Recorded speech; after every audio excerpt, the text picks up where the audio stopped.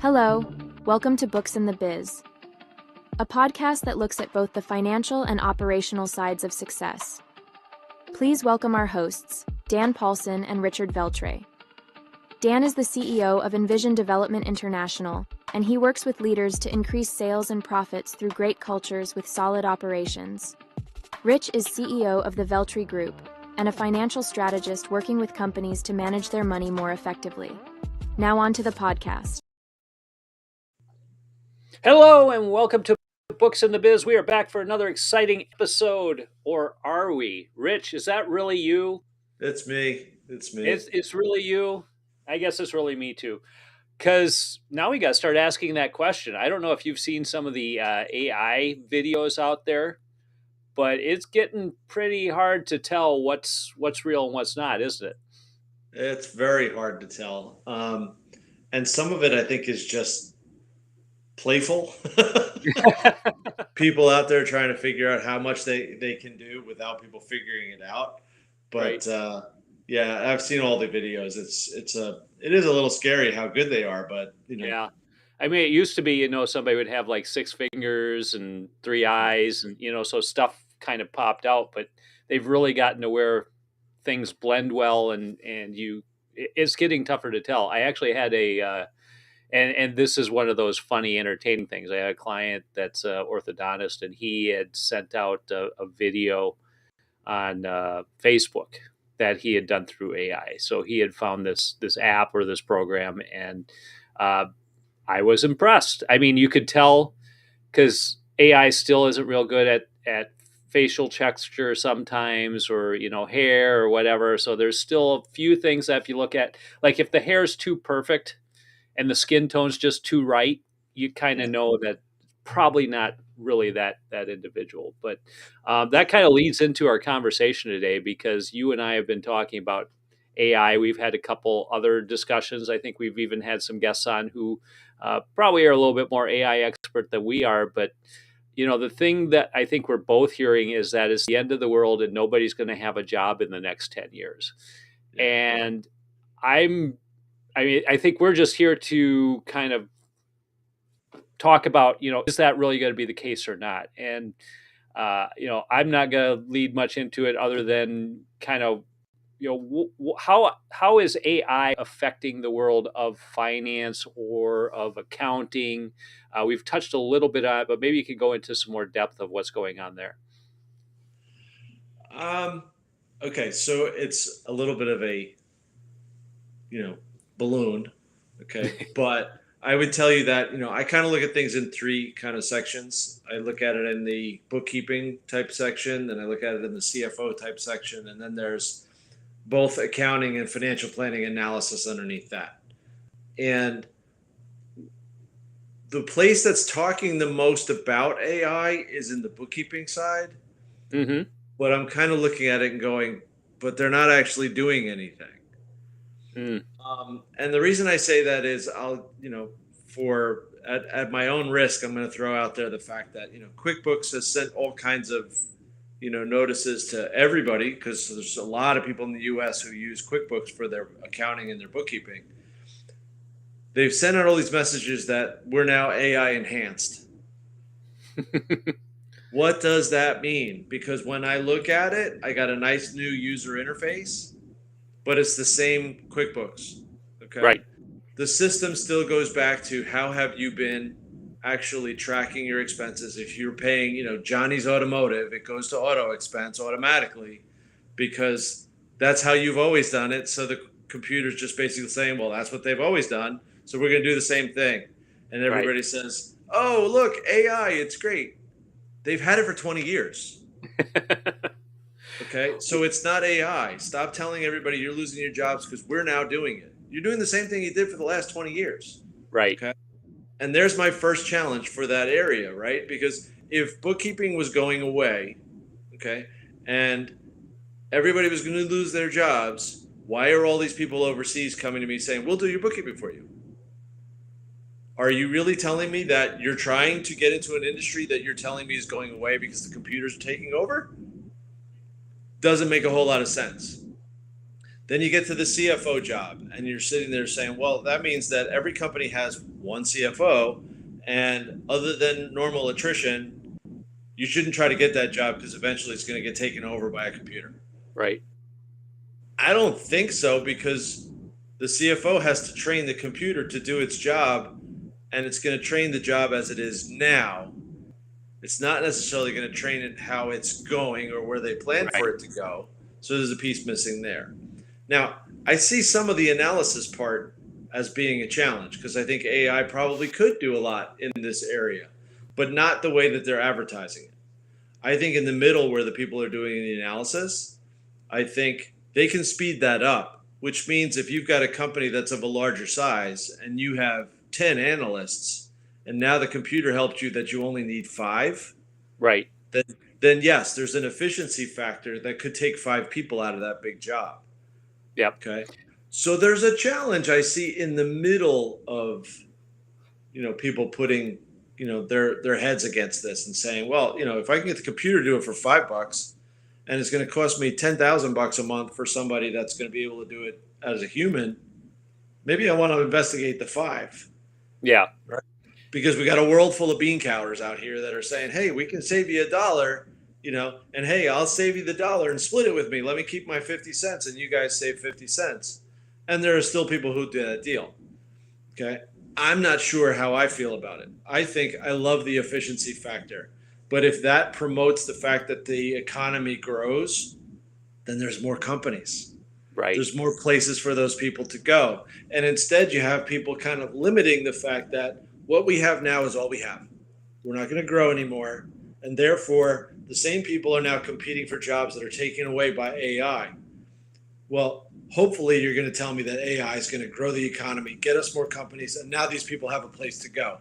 Otherwise, what you're telling me is everybody who took accounting over the last 25 years is doomed. I can't imagine that's the plan here. Well, and I guess, there's people I think are too much on the AI bus. It seems like it's the new bubble now. It's the next big thing, like the dot-com boom in the 2000s was. Everyone was going to have a website, and truthfully, now everyone does have a website, but that doesn't mean traditional commerce has gone away. In fact, web traffic or web sales have probably enhanced a lot of bricks and mortar businesses that were able to figure out how to make them work together. And that's where I see the marriage here, because, I've heard the same thing about coaching and consulting. That's all going to go away because be able to just talk to an AI bot, and the AI bot's going to be able to analyze your needs based off the questions you ask it. And we've seen those situations where, or at least I've heard on the news, where you get your AI girlfriend, and you got somebody who can talk to you and ask you questions, but I've never experienced that. Fortunately, I am happily married to a real female, so I haven't had to deal with any of that. But I just see the question or the way AI responds to certain things as being very robotic, not warm and feeling. I mean, it can catch some nuance in there. You can somehow teach it to be a little bit more human-like, but you still miss the human experience. And AI drives itself off of data. So yes, the more data you pump in, the better it can do things. And that's where I see AI coming along to enhance all our jobs, and not necessarily take them away, but probably change how we're doing things. I mean, I look at what I've been, working on in the last year. Take this podcast, for example. Our intro and exits, those aren't real people, which I'm sure our audience has clearly figured out. But at the same point, it gives it a different flair. I can also very quickly transcribe this entire podcast without doing anything. In the past, you'd have to have somebody sit there and type that out. Well, now I have an AI program. I could just pipe the sucker through, and it says 80% of the time. I'm finding about 99.9% of the time it gets everything right. And I just have to skim through it. I change a couple words that I know are misspelled, and Now we have a full transcript of our podcast without me spending a ton of time on it. That's where I'm seeing the advantages here. Yeah. I was talking with someone earlier today who they're using AI to basically scrub their incoming sales calls and help categorize them for what those sales calls are for. And to me, that's a valuable use of the tool, because that's really where I see AI shine. Is it can take a gross amount of data that would take several people, hundreds of people in some cases, to parse through and really figure out what that data, how to make that data valuable. AI can do that with a few simple questions, and even if you ask the wrong questions, you can fine tune it, because that's what I'll use, like chat or any of those for when designing training programs. It doesn't create my training program entirely. What it does is I can say, here's what I want to do, and here's how I want to do it. Give me kind of an outline. And then from there, if, for example, if it's in person, I can only come up with so many activities. So here's a kind of an activity I want to do. What would you recommend, or what would you come up with? And usually it spits out some ideas. Some of them are crap, and you just throw those away because that's a sign you need to fine tune the message. But you can get some new techniques for doing stuff or for facilitating just by utilizing AI as a tool. Because my other alternative is I've got about a dozen books in the background that have all sorts of icebreakers and activities to do. But then I've got to sort through all those books and figure out what I want to do. And I can give parameters within the AI to say, well, I don't want any extra materials. I don't want role playing. I don't want this. I don't want that. I want some of this over here, or I want to use this type of example, and it will come up with a better solution for me. So in that way, that's kind of where I'm seeing AI going, where it's going to be an enhancement for a job that would normally be very tedious or time consuming, and make it much simpler for us to do, thus saving time. I think I totally agree with everything you said. And then I also think that, the piece that's missing that I don't think that they can replicate is sort of the intuition, the judgment. Yep. Okay. Those things cannot be added. So that's why I was so, I don't see it in finance being at the top job. Like, I don't see that being able to be there. I see efficiency only. Maybe I'm just limited because I don't know enough about it. But what I did see was, I do a lot of work in mergers and acquisitions where people are looking at, hey, let me buy that other company and enhance my company with an acquired existing company. And when they do that, they build a model. And the model could take months to do. Right. Because you're digging and you're digging and you're digging and you're going through things, and then you have to ask questions. And I was able to take a simple financial statement for 4 years, for 2020 to 2024, and I gave it to a tool that I was helping someone actually build. Mm-hmm.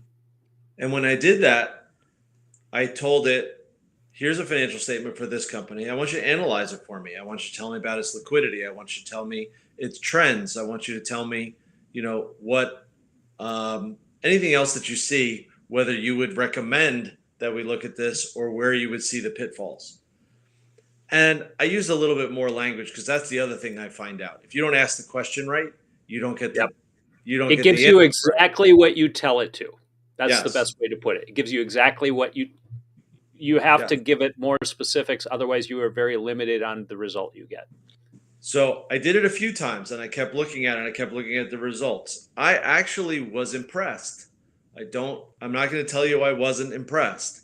I will tell you that I saw where it ran into some issues, but I was impressed because it came back and it gave me a couple things that I didn't ask for, which was interesting that it was able to do that. Now, I don't know if somebody programmed that or if this thing actually learned that, but it gave me back things like liquidity, like working capital. And I hadn't asked for that. I just asked for an overall analysis of the company and what it saw. It saw declining revenues. It told me it had declining revenues. It told me that based on the declining revenues, it was going to potentially get to the point where it was going to struggle to pay for its debt because the debt was a little bit higher. And because revenues were coming down, working capital was coming down, net income was coming down. Right. So based on that, debt service was going to be a difficult issue. I didn't ask for that. Mm-hmm. So I was impressed that it came back to me and said, take a look at this. And I went and I looked at the numbers and I'm like, I saw where it came from, made sense. I felt like I was talking to another staff. Yep. Okay. So it made that degree of sense of, hey, if you're going to make the jump into this could be good. And I told the people that I was working with, I'm like, if you're telling me that I can just take a company's financial statements and put them in here, and I'm going to get a relatively similar analysis between company A, company B, company C, then somebody who's doing acquisitions can make a legitimate decision on which one's the better prospect. Mm-hmm. Okay. And then they could take that intuition and judgment and say, I really like that one because I like the industry, or I see where I could take it over here. AI is not going to know that. Right. It's not going to know why I would throw an additional piece on there. I can teach it and I could say, here's why I'm going that way. And maybe it'll come out with the same recommendation on another company that's similar. But as of right now, it's only going to do that first part. Right. It's not going And to I make the think ultimate decision. Yeah. yeah, I think it's going to get better. I mean, again, look at the advancement. As you said, AI has been around for quite a while in some way, shape, or form. But you look at even just going back 2 or 3 years. So let's not even go pre-COVID. Let's go post-COVID. And you look at the changes that have happened just in a couple years. And it's amazing how much better it's got. So I'm going to assume that it's going to continue improving, and it will. Yeah. The lines between what a human comes up with and an individual comes up with is going to blur to some degree. I still don't see where machine learning is going to surpass life experience on some things. And to me, that's always going to require some level of human intervention because, again, the machine is going to look at the data and it's going to look at things in that data that a human's probably going to glance past and not pay attention to. You brought up what you were working with on the M&A side of things. I look at the medical profession where they've taken data of symptoms of patients or tests of patients, and they put that in and it's gone through and has found early markers for like cancer, for example, that would have been missed by a human looking at that. So that's again where there's this infinite amount of data that you can pump into the system. And because it's so powerful, it can look at that and find things that are so minute that the average human would just blow it off or look past it. That to me is where it's going to be powerful. But again, you're still going to need the doctor. You're still going to need the nurse. You're still going to need the specialist or whatever it might be. Because ultimately, again, somebody has to step in and look at that data like you did and say, okay, is this right? Is this accurate? What's it looking at? Do I agree with the findings? And if I don't, what do I need to change in the question asked or how we go about searching for that? So that's where I see things for the next 10, 20 years. And to be honest, if in that period of time it does fulfill limiting some jobs or removing some jobs, I don't think that's necessarily a problem because if we look at future generations, they're getting smaller anyway. Gen Alpha, which is the current one that's kind of in school right now, that generation is the smallest yet at like 49 million. So there's going to be fewer and fewer employees out there. You're going to have to take it up some way, shape, or form. Yeah. Now, the part that concerns me is, again, you still have that human need, the human, I guess, thought process in there. And also, the stuff that you learn over time. You've done your career for what, 30, 40 years, about the same with me. Yep. You learn a lot over that time. You build a lot of learned experience. And where AI is going to come in is going to take away those more rudimentary tasks where you really kind of cut your teeth and figure out how the machine works, whatever you're doing. For you, it was accounting. For me, it was leadership and HR and that kind of stuff.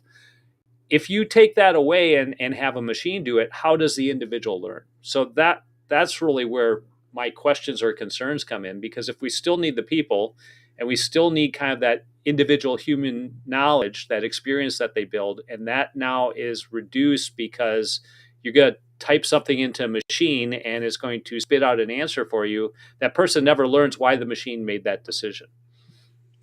So they don't gain anything from that. That would be my biggest fear of all this. But I think, though, one of the things I saw a stat recently, and I'm trying to keep this in my head because it goes to what you just said about the medical field. And I just heard that the medical field is adopting AI 4 times faster than anybody else. Right. Now, I don't know if that's 100% true or not, but that's what I heard as far as the last stat. But when you think about it, they're talking about the fact that the medical profession is running out of doctors. They're running out of nurses. The numbers of those people are going down. And yet we're all getting older, which means we'll need medical more. Right. So the fact that AI, this is like the perfect analysis of why AI makes sense in the medical field, because if an AI is going to allow those people to be more efficient, and that allows them to handle more patients, then you've cured the problem of the aging America with the decreasing number of doctors. Yes. At least to me. I think that's a very good push for it. And there are a lot of doctors who are actually doing, I'll call them side hustles right now, which is while they're running a practice, there's a side hustle that's actually building an AI use for their practice. Right. Or related to their practice, which means it's expanding their knowledge base. Yep. Okay. And I would expect then that the next piece is the medical schools are going to be teaching with the AI as the advantage, so that the new doctors are now still able to be innovative, but using AI as their support. Yeah. Yeah. I think thought. when it comes to testing, especially testing, any sort of specialized testing, I think that's where it's going to be a tremendous benefit. Because as you point out, there's fewer people going into those medical professions, plus the level of data that you can get from a simple blood test anymore, or any other sort of test related to maybe Alzheimer's, cancer, any one of those things, where you can run it through an AI data set and actually have it spit out something and say, well, based on this information, here's your probability of getting Alzheimer's, for example, or breast cancer, or some other form of disease. Or you already have the disease, but it's not showing up in this test, but here's the markers that show that you're in the very early stages of it. Well, now you can basically cure it at such an early point that you might prevent yourself from having to go through heavy chemo or anything like that. That's kind of where I see things going, because now you need one person to read that AI result and then kind of do their back check of it, versus maybe having a whole army of people that are manually setting up the blood tests and running through everything and reviewing the data. That's going to be a big issue. And the other side of this, which I think is more relevant to our audience, small to medium-sized companies, gives you access to the ability to do certain things that maybe a company of under 50 or 100 million would really have a difficult time doing. Either A, finding the person that's capable of it, or B, just the cost involved with having that person do it. So, you look at how we use AI in a relatively small company, and you take that to a company of 5, 10, 15 million, you can get a lot better information. You can streamline things where you maybe don't have to hire that extra person to do that job. Now you can have one person do a job of, as you point out, instead of 10, maybe you need 5. That's going to be where I see the huge advantage in companies that are already struggling to find those people anyway. Yeah, that's a perfect example. Yep. I think you already have problems. Nobody's looking at the existing problems. They're looking at, the change and the challenge of putting this new path in place, but we've done it before. Right. Yep. We've put new processes, computers, computers Yep. are going to, it wasn't That's called going to AI take away everyone's job. 25 years ago. We're all going to die because, the computers are going to take over, or there was a glitch in the programming, right? The Y2K whole thing back then. Yeah. Have we survived? Yes. I don't like the word retrained, because I just think that's kind of silly, but to a certain extent, we all got to keep learning, and everybody's always told us that, keep learning. Well, AI comes in, keep learning with the new tools. Okay. Yep. It's really no different from, you can pick any industry and there's probably a tool in there that came about at some point and made everybody's life better. So I'm hoping that AI is doing the same thing, but I think we have the power to control that, at least to a certain extent. How are we going to use this new tool? How are we going to use these new things to help us out? Yep. That's what I think. Yeah, and that's going to be the key, I think, for the generations that are coming up. You're right; it's not retraining, but the jobs that at one point, wagon wheels and blacksmithing was a huge need. At some point, that went away. Yep. And then even as that moved into the automotive industry, because again, I'm the car guy. You had people that were stamping and hammering out pieces and parts more or less manually, and then that was replaced by machines and so on and so forth. But there's still people building cars. It might be fewer people, or it might be people doing different things. Now they're running the robots, or they're running the presses, or they're managing the welders, or whatever it might be. So the work changed, but the work's still there. Yep. And I think that's what we've got to talk about here is, okay, if AI is now going to take over this part of what the labor force was doing, what other areas does it now open up for an individual to come in and actually, use this tool and then enhance their job, or enhance the new jobs that it creates? Because to me, that's what it's going to do. When one job's taken away, it seems like other ones are created, and you got to look at it that way. I agree. Yeah. Well, we're at about 25, 26 minutes. I think this is a good place to wrap up. Rich, as always, it is fun and interesting to talk to you, especially since we are non-AI people. If you are very much into AI and you want to educate us further, I think we're okay with that. Maybe you're going to tell us we're completely wrong in what we said. Please like, share, and subscribe, and make comments down below. Rich, if a non-AI entity, a live human being, actually wants to get a hold of us, how do they do that? How about just give me an email at rich@xcxo.net. And you can do the same for me at dan@xcxo.net. And now we're going to let AI Bob take it away. Go ahead, Bob. Go, Bob. Want to boost your sales and profits, but need the talent to help you grow?